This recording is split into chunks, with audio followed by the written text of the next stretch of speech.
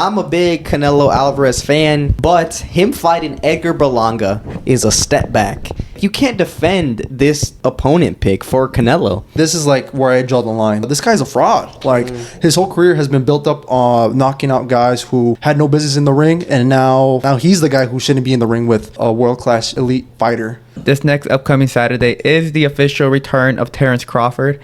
Saudi Arabia was the one that is hosting this event. Not only do we get Terence Crawford, but we get so many undercard fighters that are main event worthy. We got the return of Andy Ruiz, but we also have, I think, fight of the night, Pitbull Cruz taking on El Rayo Valenzuela. Welcome back to another episode of the Last Round Podcast, where we cover everything from traditional boxing to influencer boxing and everything in between.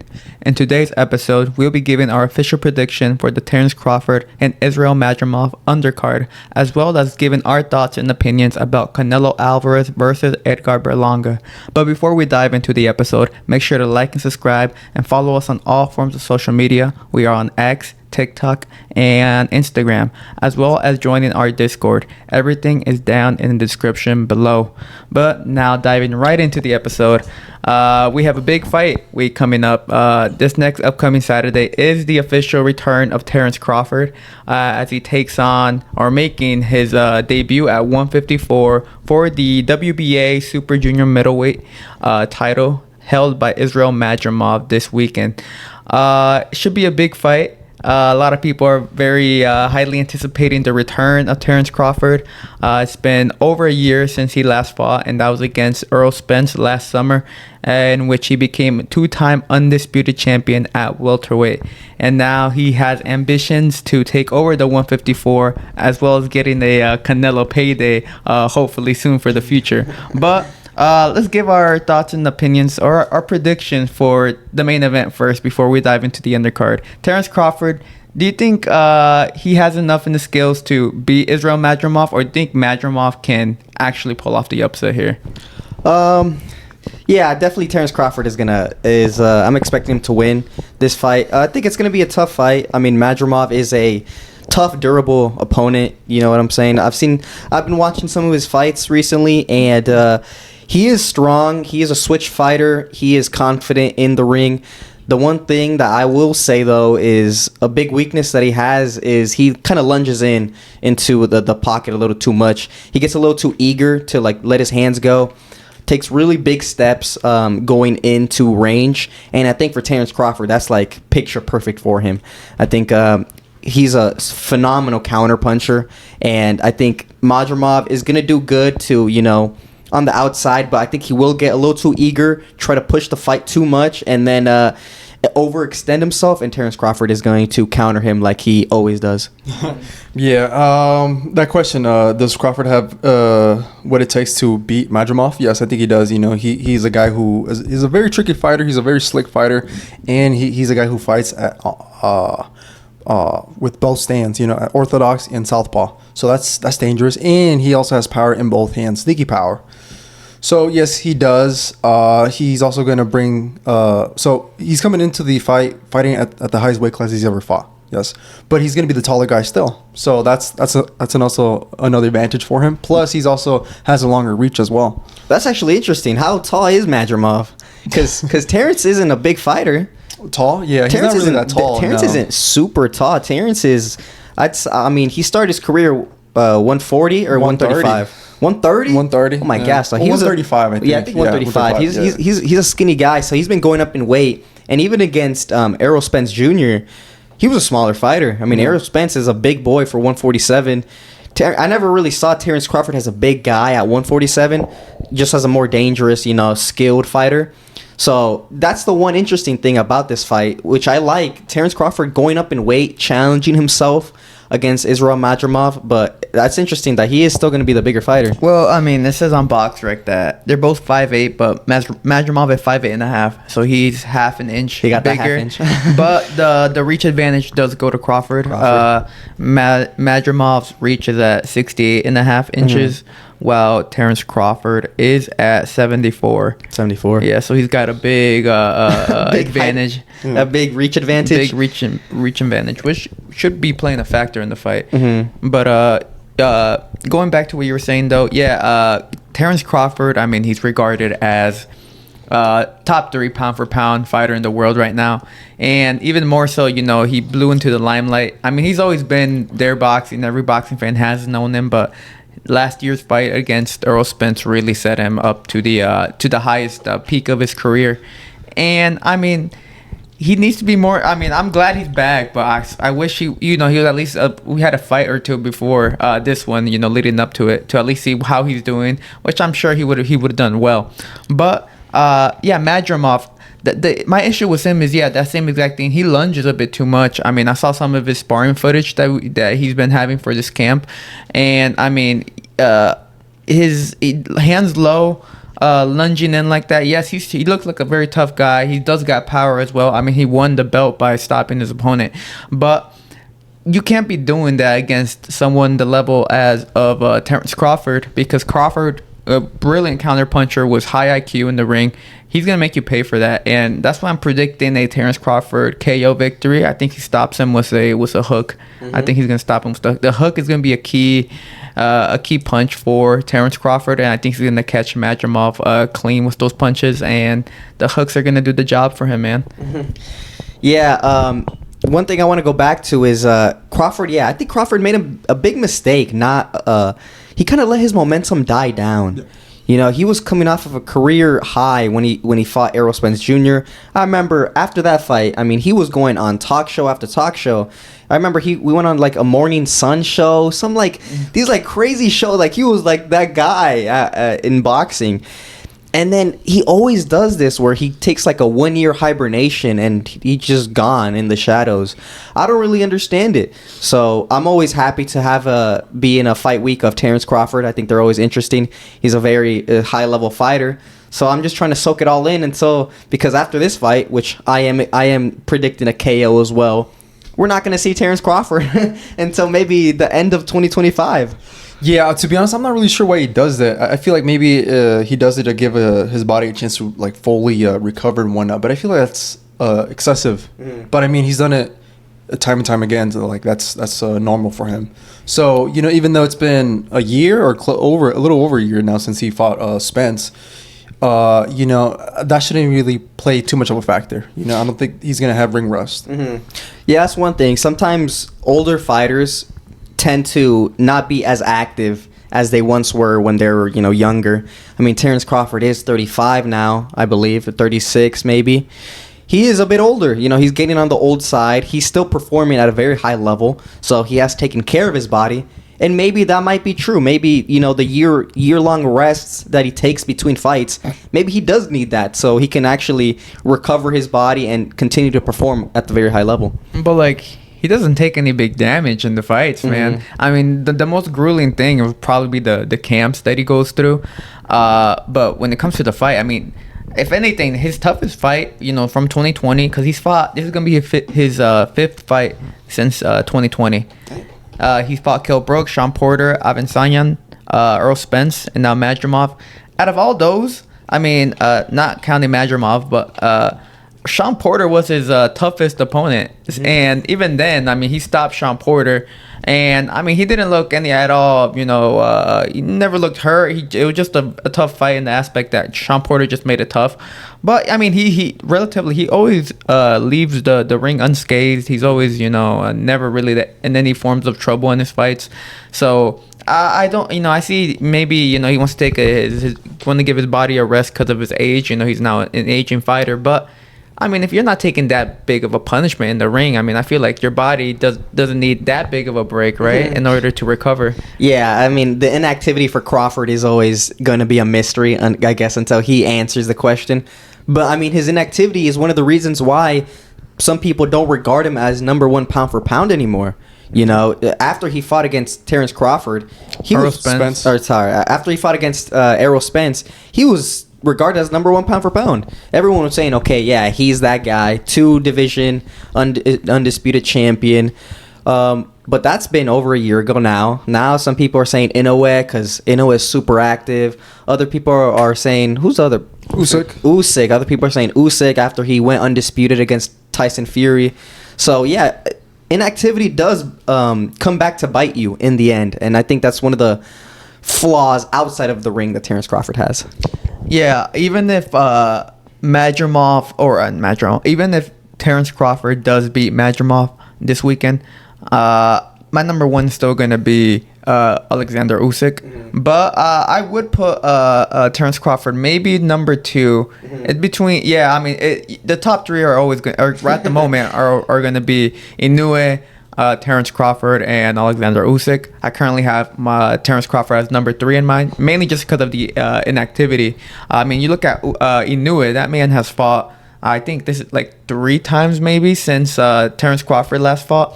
So he's been active in the ring. Usyk is coming off a career win or a career best against Tyson Fury.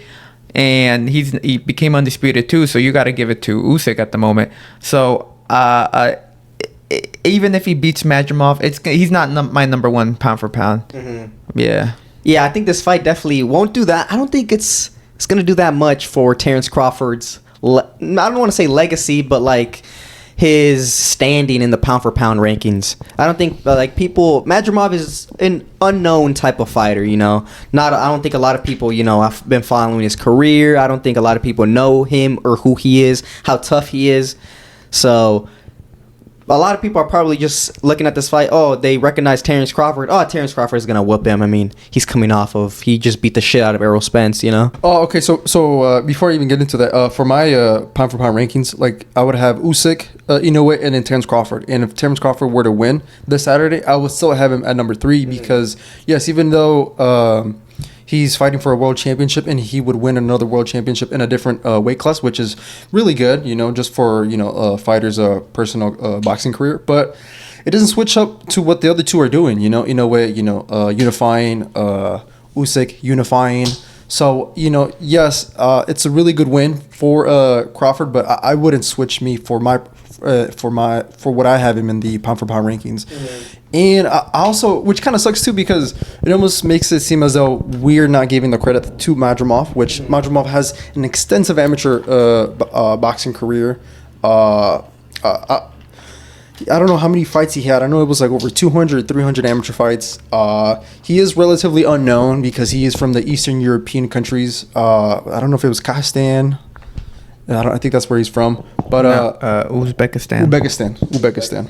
So, and so, yeah, he doesn't even have that many fights. He has like 12 or 13. But, I mean, he's still really good. Like, I would say he's kind of like... 10, easy 11 fights. 10, so, 11. Yeah, so I feel like he's very much a avoided fighter. Mm-hmm. I feel like let's give some props to Madrimov. He's a guy just like Crawford. He can fight... He could fighting 2 different styles, whether it's orthodox or southpaw. Mm-hmm. And I don't think he's ever been touched. He's never been dropped. It's really hard for people to touch him, really. Mm-hmm. So, yes, even though he would be a credible opponent, for my ranking, for my pound for pound ranking, Crawford would still be number 3. Yeah, this is more like an all risk, a little reward for Crawford. I mean, for the reward, he gets a belt in a new division. Maybe he gets more opportunities to fight, to unify in the 154 division against the other champions. But, I mean, the risk is, this guy isn't really well known. 11 fights in from Uzbekistan, the other part of the world. You know what I'm saying? Like, so Crawford, I'm sure the core boxing fans will be like, okay, this is this is an impressive win, especially if he performs really well. Okay, this is a good win. But I feel like the casuals, they're just going to be like, Crawford, he beat some nobody. Who? There was like, who did he beat? Who is that? You know what I'm saying? So it's for Crawford, I'm surprised he actually took this fight at 154 as his debut. Well, in the aspect of just not the big reward that comes to it? As like a name fighter for 154. I mean, Madrimov is the unknown champion of the 154 division. Mm. Yeah, I feel like there's better opponents at 154 that he could have fought. Like, he didn't have to go for the championship right away. He could have fought someone else. Mm. Nah, I don't mind it. I mean, I don't mind it either. He gets the belt, but I don't think he really cares that, like, okay, like, I'm going to beat this guy.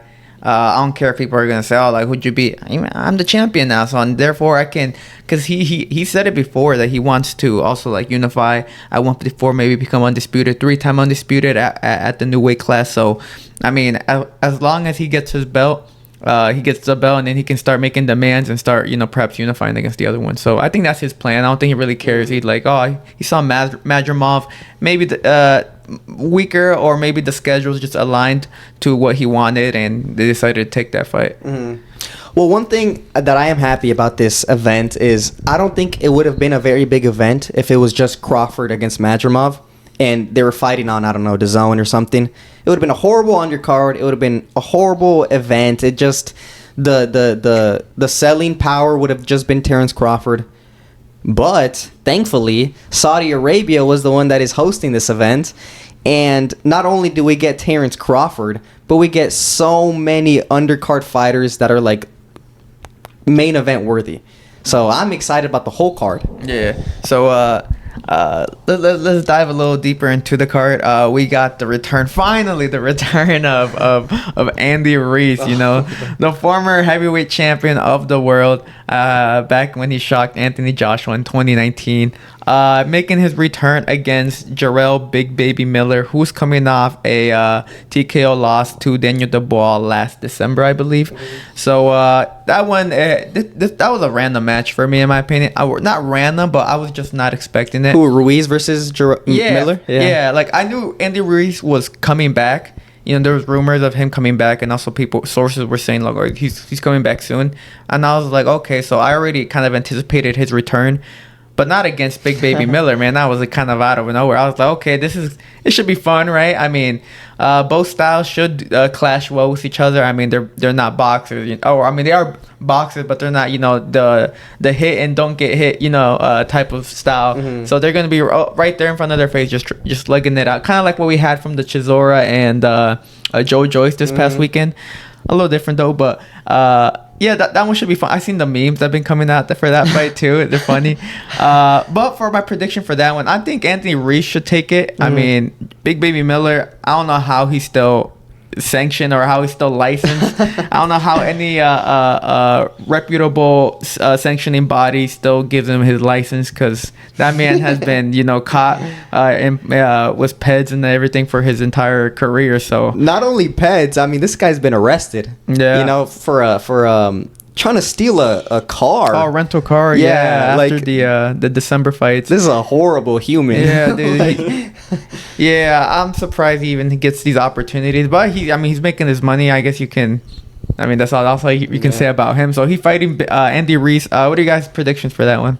Yeah, I don't know. This fight's a bit interesting, man, because Jarrell Miller. Okay, he definitely does not have the skills.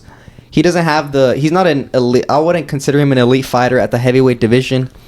But he's like 320 pounds, dude. This guy is huge. He's one of like the biggest heavyweights I've seen like in this era. So weight-wise, I'm not hot weight. He's short. Yeah, he's short, but he's wide body. Yeah. Andy Ruiz has been out of the ring for how long? Yeah, I don't know. 2 years? A year and a half? Yeah, I can't since Chris Viola, no? I think that was his last fight. Ago, yeah. He's been out of the ring for so long. I'm interested to see how he looks in the ring. Luis Ortiz. That was his last fight? 2022. So 2 years ago? September. Yeah, it's going to be 2 years ago. Like a year and like 9-10 months. A very long time for a fighter.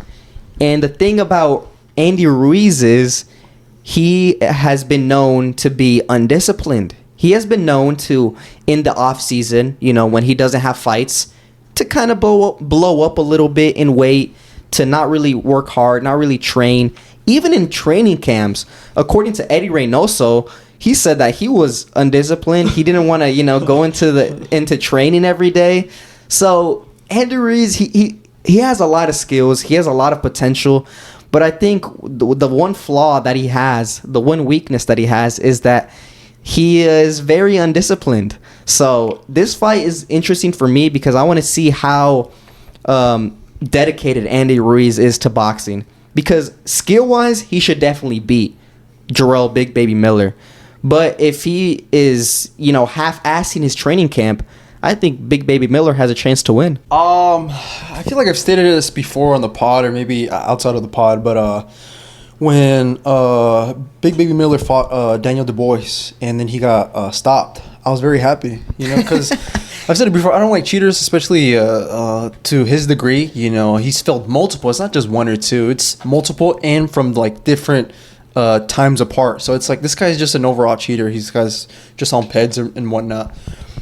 And then once he got the fight with Daniel, I wasn't really happy because I felt like he didn't deserve it. And then Daniel stopped him, and I was like, okay, this is the very last time that we're ever gonna see a Big Baby ever again, because you know he got stopped. Like he didn't even put on a good show. It was a one-sided fight. And then all of a sudden he gets this opportunity to fight on one of the biggest cards of the year. So you know that sucks. But I mean, I really want to go for Andy Ruiz, but the thing is, you know, that's the big question, his discipline. You know, Crawford takes a long time in between fights. Andy Ruiz is taking a long time from his previous fight, but, you know, he's undisciplined. So, you know, I want to go for Andy Ruiz, but that's the only hesitation that I have. Mm-hmm. So, I'm still going to go for Andy, you know. I'm still going to go for Andy. Mm-hmm. But, yeah, that is the one thing I have to say. Yeah, definitely. Mm-hmm. Yeah, Andy Ruiz and his discipline stories, you know, he's always been known as a very undisciplined fighter. And hopefully, I mean, if he really wants to get his act back together, showcasing it in the ring this coming weekend against Big Baby Miller, and hopefully getting rid of him for the sport, man. I'm telling you right now, I cannot stand Big Baby Miller sometimes. But, so yeah, that's we're all predicting what, Andy Ruiz to take the victory over Big Baby. Well, that's our heavyweight predictions for this coming weekend. But we also have, I think, in my opinion, it's going to be fight of the night. Title for 140, the WBA junior welterweight title is on the line between the champion Pitbull Cruz taking on El Rayo Valenzuela. Now, El Rayo Valenzuela is now being trained by RGBA. I believe so. And I think this is a great move for him. I think RGBA style, you know, with Robert Garcia, his style of boxing, what he teaches, what he implements into their fighters. I think it's a great fit for the style that El Rayo has. I mean, El Rayo brings, you know, not only power, but he's very quick. That's why El Rayo Valenzuela, he's a very quick, fast-handed fighter. So I think the switch to RGBA was a great one. I think he's going to showcase the very best of his abilities, and he's also going to go up to 140. I mean, he's no longer at 135, and I think we're going to see the very best of El Rayo. But I do think that Pitbull, he just brings a different game, man. I mean, Pitbull Cruz, though he may be small, he just packs a punch, and he's very tough. I mean, you can punch that man like with 5 clean punches, I bet, and I swear he'll keep going forward. And I predict that Pitbull Cruz will get the victory. I think he's going to stop El Rayo late in the fight. I don't think it's going to be an early stoppage. But I do think that Pitbull will have to go through moments of, you know, stress or moments of frustration if Rayo and his team implement a good game plan for the fight. Mm-hmm. Yeah, this is one thing about Rayo Valenzuela. I mean, first of all, he loves to fight. You know, he's like a dog. If we look at his fight against Edwin de los Santos, a guy who like came in to bring it, Rayo Valenzuela wanted to bring it as well. Like he's one of those fighters that if you want to get into a firefight, he is more than happy to do it. But that's dangerous against Pitbull Cruz. You know, Pitbull Cruz also loves that fight, and he's really good at it. So it's I'm actually kind of interested to see how his new style, because I think he is going to be a little bit different under Robert Garcia. I think Robert Garcia is going to train him to be a little bit more smart, a little bit more pick your moments type of fighter, instead of just like, oh, it's a firefight, okay, I'm going to start swinging. So I'm interested to see the new and improved Rayo Valenzuela. Pitbull Cruz, I'm expecting him to come out super confident. I mean, he just won a world title, beating the shit out of Rolly. I mean, a trash talker. Shut his mouth. I'm sure he's on top of the world right now. And he's a disciplined fighter. He comes in, you know, ready to fight. This is an interesting fight. I don't see Rayo winning though. I'm gonna be honest. Mm-hmm. I don't see him winning. I think even though Pitbull Cruz, I mean, this is only still his second fight at 140. It's not like he's like still completely accustomed to the weight. I think I still think he's gonna be a little bit more comfortable. I think it's gonna be more comfortable for him, and the style that Rayo Valenzuela is gonna bring, I think it's one that Pitbull Cruz likes, and one that Pitbull Cruz, fights his best in. So I'm expecting a KO in this fight. For sure, this fight's going to end in a KO, whether it's Valenzuela or Cruz. But if I were to put my money, I'm going to put it on a Cruz KO. Cruz KO. Well, Pitbull Cruz, he's a tough cookie. He's a guy that does not stop coming forward. It's really hard for someone to stop him in his tracks. He just always comes forward, high guard, chin tucked in, ready to go. This fight is so super interesting because this Rayo's first time moving up in weight, and he's not even getting a what would you call it, like a filler fighter, like a tune-up. Yeah, let's put it that way. He's not getting a tune-up. He's going right away for one of the top dogs at 140, one of the champions. So that's interesting. Second of all, he's managed now by Robert Garcia, so that's going to be different. I'm interested to see how Robert plays a factor in Rayo and see what they bring. Logistics, though, just from what I can tell, Pitbull is just going to go forward. So I'm expecting to see maybe Rayo being a little bit more smart. I think Rayo and Robert have maybe came up for a game plan for that, and I think maybe I like Rayo when he. So there's a couple of things. One, I like that Rayo can get in there and fight. I like that. Two, I think he's a decent counterpuncher. I think he doesn't always have to be on the front foot or always trying to exchange with his opponents. I think sometimes if he just takes a step back and just uses his legs a little bit more, I feel like he could catch Pitbull. And, his counterpunching abilities are kind of there. So I'm interested to see if we'll see any of that, how that plays out. Yeah, but for my prediction, I'm going to go for Rayo. Oh, you're going for Rayo? Yeah. For the underdog, yeah. I feel like Rayo, I think the key for him is to stick and move, man. It has to be. There's no way you beat Pitbull Cruz in the firefight. That's his fight. So, look, you look at Rolly. Let's look at Pitbull's last fight, man. Okay, yeah, he beat the shit out of Rolly. But let's not ignore the fact that Rolly did have moments of success in that fight. And those moments of success came when he was boxing, moving around. Pitbull just followed him, man. He made it. He needs to make it a bit more difficult. If if you get a fighter like, the way Gervonta Davis was also fighting them the first time, just stick and moving after he hurt his hand. Same way Rolly was doing that. So I'm just saying, I think at Rayo, he cannot get into a firefight with Pitbull Cruz. He needs to stick and move. Will he do it, though? I'm not sure because, like you guys said, Rayo's the type of dude who likes fighting. So if he feels the need to throw hands, he's going to throw hands. And that may play a factor whether or not he's, successful or gets the victory this coming Saturday. Yeah, this is another thing. Rayo Valenzuela at 135 was a big power puncher. He got a KO of the Year candidate last year against Chris Colbert when he laid his ass out on the canvas. Yeah. So, this guy hits hard. He's a hard power puncher. Is his power going to translate to 140? It should, right? I think it should, mainly because he himself, he's already a big guy as well. He cuts the weight to make the 135. And if anything, he should be more what's the word? More hydrated at 140. But then again, you still don't know. We still if we would have gotten the tune-up fight for him before this Pitbull fight, at 140, then maybe we could have seen, how his power is. Because, you look at Teofimo, when he debuted at 140, the power was there, but it wasn't as, as impactful, as critical as it was at 135, even when he made his debut against Pedro Campos. So, if anything, it would have been better if we would have seen Rayo have a tune-up fight at 140 before taking this title shot. But, so, right now we're just making it based on our assumptions. I do think he will bring power. And I do think we'll see the very best of him. But only time will tell, Yeah. Yeah, I think so too.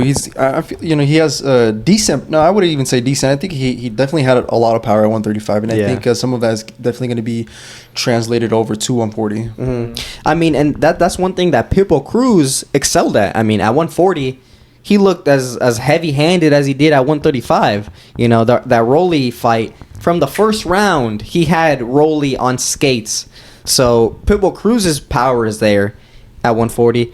Rayo Valenzuela, we still have to see. You know, like you said, we haven't seen him at 140, so we don't know his power. But I do think it is going to translate. He's a heavy puncher. The only thing though is I think it's not going to be. I think it's going to be less impactful. It's going to be kind of like one of those Teofimo Lopez type of power, where at 135 he was a power puncher, but at 140 he does hit hard. He does have a respectable power. He's not a pillow hands fighter, but he doesn't have that type of power. I think he's going to lose that the one punch KO type of power. Exactly. I think he's going to lose the reputation of like a power puncher because I don't know. I'd see him. I don't see him that big. Even at 135, I never really thought he was a big fighter. He was heavy-handed, but I mean, we saw his KO power against Chris Colbert. Chris Colbert, if I remember correctly, was a 130-pound fighter. Mm-hmm. 130-pound fighter, okay. He's going up in weight. That's totally fine. 5 pounds. It's not the end of the world. But it is a smaller fighter. When you're going up to 140, Pitbull Cruz looks really comfortable at 140. I think Pitbull Cruz is going to be able to take Rayo Valenzuela's power relatively easily, unless he gets caught clean, unless he gets caught off guard. So, yeah, Rayo Valenzuela, I don't think his power is going to be like we saw at 135. I think his KOing days are in the past. So, Pitbull Cruz is definitely has, I think, a lot of advantages in this fight. Yeah, I'm looking at El Rayo's box rec. So he debuted at 128. So, but majority of his career, 10 of his fights that he's had have been at 135. And 7 out of those 10 victories came from KO. Only one of them was a UD, and then the other 2 were his losses against Colbert and then Edwin de los Santos. Yeah. So, I mean, you can make the argument that once his body acclimated, or once he went to 135 is where he was able to feel his best, power-wise. Maybe it translates over to 140, but then again, he did start his career at 128, and he fought at 128. He only had 2 fights there. He fought around 130, 131, 132-ish for a couple more fights. So, I mean, maybe the power, maybe he's one of those fighters that as he gets, as he jumps up in weight class, the power just, he starts just acquiring more power just based on, just not feeling as dehydrated as he would be in the lower weights. Yeah, it's definitely possible. I mean, maybe if he's one of those guys that cuts a lot of weight in between fights or forward to make the weight, maybe he does feel more hydrated and has a lot of power. So those were our predictions for the Pitbull Cruz and Rayo Valenzuela. So you had a Pitbull Cruz KO, I had a Pitbull Cruz KO, and you had a Rayo, just a Rayo victory. A decision. A decision victory for Rayo Valenzuela. So the underdog, you better put money where your mouth is, right, guys? Maybe I will. Anyways, so that's our predictions. Those are the 3 fights I really wanted to go over because those are the 3 biggest fights in the card.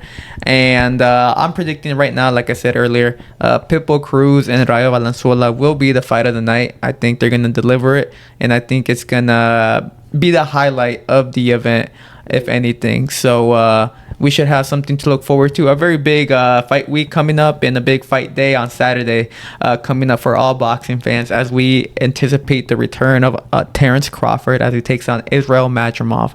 Now, switching topics, I wanted to talk about a big fight announcement that got announced this past weekend. Canelo Alvarez, regarded as the face of boxing, officially made his announcement of his next opponent. Now, there was a lot of speculation on who it was going to be. People were like, oh, if he's not going to fight Benavidez, then who else deserves a shot at Canelo? And there's a lot of reports coming out saying, oh, it's against Chris Eubank Jr.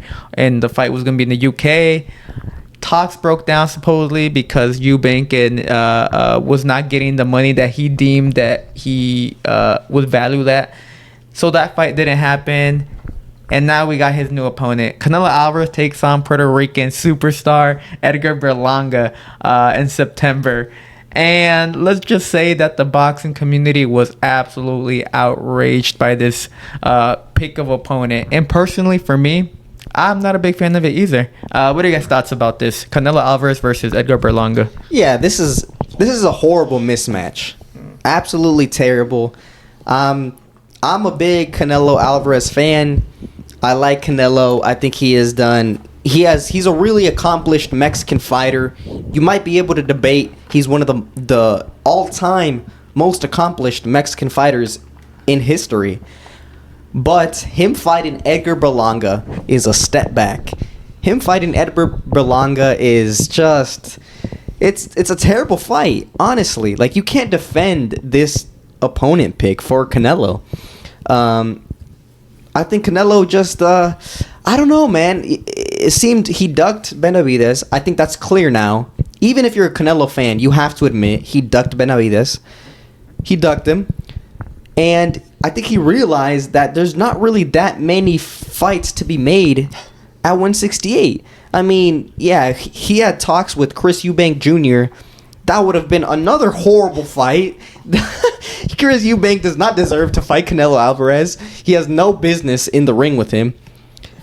And the other front runner that got it, Edgar Berlanga. I mean, listen, Edgar Berlanga, we followed his career pretty extensively since he was at top rank, since he was a prospect. I remember Berlanga was being built up as the monster, the KO artist. He had a record, I think, if I remember, 16 wins, 16 KOs in the first round. He was a monster. Anything in his path is destroyed. And then they step him up with a veteran, not even an elite fighter, a veteran, a journeyman, some guy who knows the ropes, who has a lot of fights, and he gets exposed. He gets dropped. He doesn't look good. He gets I'd say he gets a little bit outclassed. So I think this fight is very bad. I think Canelo is he was searching for opponents, and I'm so surprised that his team told him that this fight against Edgar Berlanga was good enough. I'm honestly just disappointed, honestly, at the end of the day. Yeah. For me, I feel like the way I sum it up is just that Canelo ducked Benavidez, but he still wanted to get paid 200, maybe not 200 million, but he wanted to get paid a guaranteed 20, 30 million. And, he didn't care who the opponent was, other than as long as it wasn't Benavidez. I think that's what it was. He tried to get a fight with Chris Eubank. That didn't happen, and then Berlanga was the only guy left. So he was like, fuck it. I'm still gonna get paid 20, 30 million. Mm-hmm. Who cares? The fight is only gonna go 4 rounds, 6 rounds, if that. If he gets lucky. For me, look, Canelo, he's a champion. He's the guy. He's the face of boxing. He can do whatever he wants. So in that aspect, I'm not mad. He can call the shots. He can fight whoever he wants. But I think, at least for me, this is like where I draw the line. Like Berlanga has no business being in there. He doesn't have the credentials to be in there. He hasn't been a world champion, and every time he's been stepped up to different opposition, he's been exposed.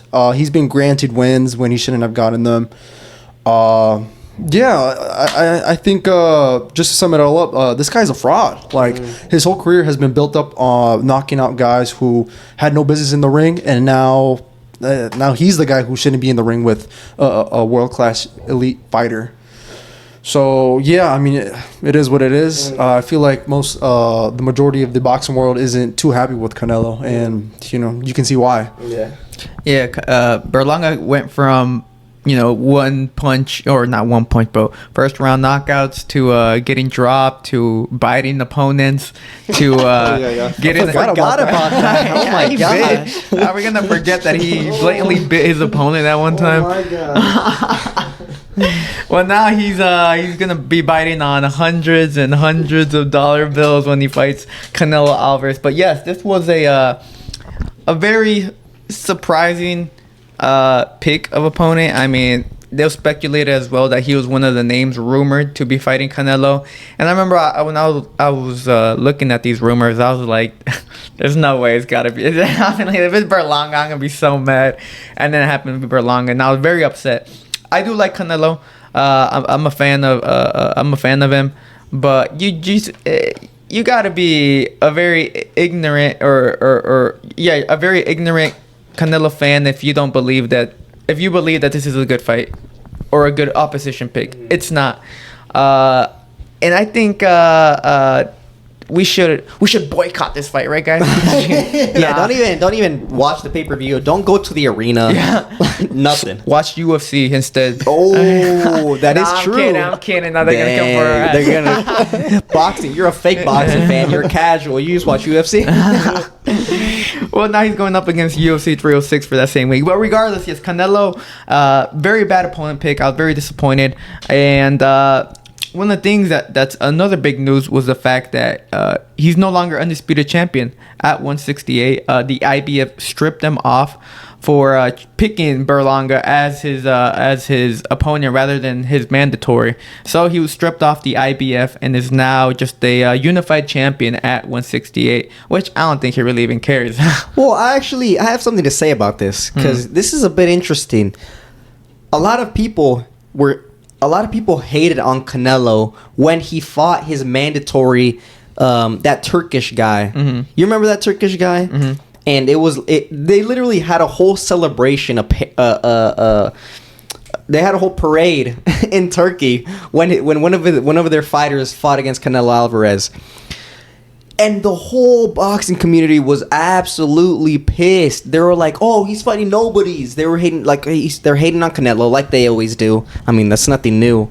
They hate on Canelo is insane. They were hating and they were saying, "Oh, he's fighting nobodies. He's fighting bums. He got him out in 2 rounds. 3 rounds. Obviously, the guy wasn't on his level." But that was his mandatory for one of his sanctioning bodies, for one of his titles. So now that Canelo doesn't fight the mandatory, which I believe his name was Scully, some guy I've never heard of. Now he's being stripped off the title, and now people are talking shit now, saying, "Oh, he's Canelo isn't undisputed anymore. Canelo ducks competition. He's fighting Berlanga." I mean, the thing with Canelo is he's in such a difficult spot. Like, he's in a lose-lose scenario pretty much any way he goes. He's one of those fighters that if he makes a decision, he's going to be criticized for it. If he makes another decision, he's going to be criticized for it. He can't win. Like, Canelo's in a lose-lose situation. So I find it's kind of hard for Canelo. I feel kind of bad for him because he's no longer undisputed. He's starting to lose a little bit of belts now. He's definitely lost the respect and the trust from the boxing fans for picking a guy like Edgar Berlanga. It's a hard spot to be in as Canelo and a Canelo fan. Yeah, it's funny is that he's definitely between a rock and a hard place. Canelo can do the right decision and people will say hate. He can do the wrong decision and people will extremely hate him for it and whatnot. That's true, because if he did the right decision and he went to go fight his IBF, he got stripped? Yeah. If he went to go fight his IBF mandatory, a guy named Scully, who I've never heard of, Skull, a guy named Skull, who I never heard of, people would have still criticized him. So, but he would have remained undisputed. But people would have been like, "Oh, he's fighting bums again. He talking Benavidez." like, what could he do? Like, you know what I'm saying? It's a hard place to be in for Canelo. I kind of feel for him. Maybe that's one of the setbacks of being so successful in boxing, right? You're the top guy. You're at the top of the mountain, elite, the elite of the elite. But who are you gonna fight? You know what I'm saying? Yeah. 2 things. One, when it comes to the sanctioning bodies, like, I have my problems with them. Well, not my problems with them, but I have my critique towards them. You know, just sometimes I don't like they do certain things, and this goes back on base-to-base cases. Every sanctioning body does their thing a little bit differently. Like, especially, like, let's say for the WBA, they had at one point, like, 4 different champions, like 4 sub champions, like the WBA Gold, WBA Silver, WBA franchise, and whatnot. And then you have the WBC giving out basically a new belt every time someone fights for it. Mm-hmm. Okay, that's fine. You know, I understand that, but I'm not even mad. And 2, I'm not mad about the IBF stripping the belt away from Canelo because, I mean, even they know that Berlanga doesn't deserve to be in the ring with them. They're not going to sanction. They're not going to want to. They don't want to put their name or their sanctioning body in relation to that fight. Mm-hmm. So I mean, I'm not mad about that. Mm-hmm. The one thing I find a bit interesting is that David Benavidez was the WBC mandatory for what, 2 years? Why wasn't Canelo stripped of the belt if he wasn't fighting David Benavidez? They're making the argument that Benavidez never activated his mandatory. So you're supposed to activate it? What is it, a Pokemon? Throw it off your belt? They say he never activated it, so that's why he wasn't. You know, that's why when Benavidez came out also last week and said, "Oh, like I'm staying at 175. You know, I'm waiting for the winner of Bivol and Better Beef." So they were like, "Oh, you just missed your opportunity at fighting Canelo." But then like. Benavidez has been gunning Canelo for a couple years now, and even when he was mandatory, okay, you can make the argument that he didn't activate it. The organization should have enforced it at that point. I mean, let's look back at Canelo's last fights. Ever since he fought Bivol, he fought Golovkin, a trilogy no one was asking for. He fought John Ryder, just for his Mexican homecoming. Then he fought Charlo, who he moved up from 154 to 168. And the only credible one would be Jaime Munguia. And yet, people believe they're like, this is going to be a mismatch. And it wasn't a mismatch. You know, it was competitive at points. It was fun to watch, but it was still a mismatch. Munguia was not on Canelo's level. And now we're getting Edgar Berlanga. Like, I understand the frustration from the boxing fans. I mean, they want to see David Benavidez. If any these fights... after Bivol, Benavidez should be in here. And the fact that he's not tells you a lot about Canelo's plans and his intentions. And his plan is not to fight Benavidez. His intention is to keep the belts. And at this point, I feel like it's just being held hostage. It is. It honestly is. I mean, Canelo, he understands that David Benavidez is the hot prospect, the young rising star. Well, I wouldn't call him a prospect anymore. Or not a prospect, but he's a hot rising star. You know what I'm saying? He was the champion at WBC. He was going through everybody like it was nothing. And Benavidez, Canelo, he doesn't want it. He doesn't want that. I mean, he understands that it's a difficult style matchup. First of all, I think Benavidez's style is one that Canelo has always struggled with. A volume puncher that goes forward and pushes him back on the ropes. And it's also a lose-lose situation because a lot of people, David Benavidez isn't, as of right now, he isn't like a legacy fighter, you know? He isn't like a Hall of Fame fighter who's going to be in the history books forever.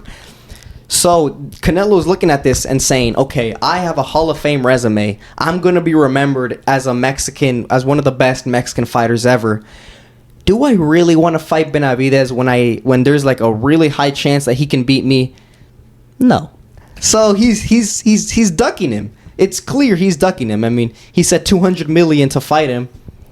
Is he getting paid $200 million to fight Edgar Berlanga? No. So I mean, it's picking and choosing with Canelo. It's smart. I'll give him this. It's smart. It's the tactical decision, but it's a decision that the boxing fans aren't going to like. Yeah, I always said Canelo already guaranteed Hall of Famer, and he doesn't need a Benavidez fight to prove that. But a Benavidez fight, you know, win or lose, even if he loses against Benavidez, he's still going to be in the Hall of Fame. But if he beats Benavidez, imagine the praise that he'll get. I mean, yeah, like he doesn't need Benavidez, but if he beats him, now that's going to be huge considering all the talk that, you know, not only Benavidez has given to Canelo, but the fans have been given to Canelo saying, this is the guy who beats you. And let's say Canelo beats him, that'd be crazy. Mm-hmm. It would absolutely catapult him. People would not only give him respect, but they'd be like, oh, like he's one of the greatest in any era. He'd be considered literally one of the greatest fighters of all time if he whoops David Benavidez. But he's not looking for that. He's just looking for the quick payday. I mean, Edgar Berlanga is a quick payday. It is. I mean, the only thing Edgar Berlanga brings the Puerto Rican fans, which is going to make it huge. I'm sure that they're going to ride for Berlanga. Puerto Rican fans are very passionate boxing fans, so I'm sure they'll ride for Berlanga, especially once we get closer to fight week. And depending on how Berlanga, presents himself during the press conferences or in front of the media, maybe he can encapsulate the Puerto Rican fans to fall behind them, to show them like, hey, like I'm really training hard, guys. Like I need your support, and they're gonna be like, oh yes, we need to go support Berlanga with Puerto Rico, right? That's the only thing he brings, though, the Puerto Rican fans. It's going to be an absolute quick grab of cash. And after that, Canelo's going to do whatever he wants to do, and then we won't see him again until May against whenever. But I'm just saying, Canelo Alvarez doesn't need Benavidez, but David Benavidez would be the best opponent for him to have in his resume right now. Yeah. I think, Canelo, I mean, he's become a wise man. He's become a fighter that doesn't have a lot of, that isn't looking at like his career as like a boxing fan. If we look at boxing fans at Canelo, we're saying, of course, he should fight David Benavidez. I mean, it's gonna give him the respect, it's gonna give him the glory, the reward. It's all risk, but it's also all reward. Like you said, everyone is gonna give him praise if he beats David Benavidez. So we can look at it like that, but Canelo's looking at it like a calculated person. Canelo's looking at it like how Mayweather would look at a fight. Does it really make sense in my boxing career to fight him? Does it really make sense in my legacy to fight him? Does Benavidez do something to my legacy to fight if I fight him? That's how he's looking at it. So he's looking at it a bit different, and I think he's came to the conclusion that it really doesn't. It's a high chance of him losing, and he's just not going to take the risk. It's not enough reward for him to take the risk. That's why he's priced himself out. That's why he's saying, $200 million to fight him, which is an absurd number. And he knows. He says that because he knows no one's going to match it. Yeah. No one's going to match $200 million. That's why he says it, and it's clear he's ducking. Yeah. Okay. Going off of that, I'm gonna ask you guys a question. Do you guys think we'll ever see that fight between him, Canelo, and Benavidez? No. No. I don't believe so. I think that boat has sailed. The ship has sailed. Benavidez, best thing, just create his own legacy. Stay at 175. Imagine he fights the winner of Pitbull and Better Beef, and he beats them. He doesn't need Canelo anymore. No, yeah. He don't need Canelo no more. It'd be a great fight if they, he's all like, I still want Canelo, and then they fight at 175 or whatever. But he doesn't need him anymore if he gets the opportunity to fight the winner and wins. That's a good point. David Benavidez still has a lot of options in his career, especially because of how big he is. I mean, he's a really big guy. He can fight at 175 all he wants. And imagine if, I don't know, whoever wins, let's say Better Beef wins. If Better Beef wins against Bivol, and then David Benavidez fights him, and David Benavidez beats him, you know how much respect, you know how much legacy that Benavidez gets in just one fight? Like, that's insane. So, that's why Benavidez is pushing for this fight a lot, because he wants a legacy fight. He wants a fight that cements his career in boxing history. Whereas Canelo, he has so much fights that cemented him into boxing history. He doesn't need another one at the age of 35. Yeah. Or I think he's younger. 34, yeah. Yeah. For me, I mean, that's what I was thinking too. I think maybe that ship has kind of sailed, but I wouldn't put it far away from the possibility that we could see that later on. Like, especially if Benavidez becomes a world champion, or much more importantly, okay, so he gets the winner of Better Beef and Bivol wins. And then he fights Bivol, and he beats him, and he gets a world champion. I think possible we could see a clash between Canelo and Bivol for all their belts. Winner takes all. Maybe like a catchweight in between 168 and 175. I would say for sure maybe Canelo can definitely get maybe maybe not 200 million, but 100 million for sure for that fight between a guy that everyone said that he was ducking him. Now he has the merit. Now he's a world champion in another weight class against a guy who had previously beaten Canelo. I feel like that would be the only way we could see that fight now. Yeah, he'd have a lot more negotiating power. David Benavidez would, so it's possible. Anything's possible. Even the fact that Edgar Berlanga could upset Canelo, and that could set up for Edgar Berlanga versus Caleb Plant, baby. Let's go. Listen, Who wants to see that fight? if you're putting your money on Edgar Berlanga, get ready to lose all of it. He is not beating Canelo Alvarez. I was about to say, I didn't believe in manifestation until Berlanga got this fight with Canelo. That boy has been praying, has been wishing, has been writing 10 times in his journal, I want Canelo, I want Canelo, I want Canelo, and he finally got it. He's the chosen one for a reason. That's his name, the chosen one, as well. So it makes sense. It makes sense. Yeah, the stars aligned in his universe. And ask and you shall receive. Yeah, exactly. At that point, yeah, Edgar Berlanga is living proof of manifestation. So those were our thoughts about Edgar Berlanga and Canelo Alvarez. I think we covered everything. Let us know down below what you guys think about the fight. Is it a good fight, or are you guys also, frustrated or disappointed in this opponent selection? Also, don't forget to give us your opinions or your predictions on the Terence Crawford and Israel Madrimov fight, as well as the undercard. Do you think that Madrimov can pull the upset? Does Pitbull Cruz have enough power to knock out Rayo Valenzuela, or is Rayo Valenzuela going to make the upset? As well as giving us your predictions on Andy Ruiz on his return against Big Baby Miller. But don't forget to like and subscribe and follow us on all forms of social media. We are on X, TikTok, and Instagram. Lastly, don't forget to join our Discord. We're trying to build up a community, and we ask questions on the Discord. We try to engage with people.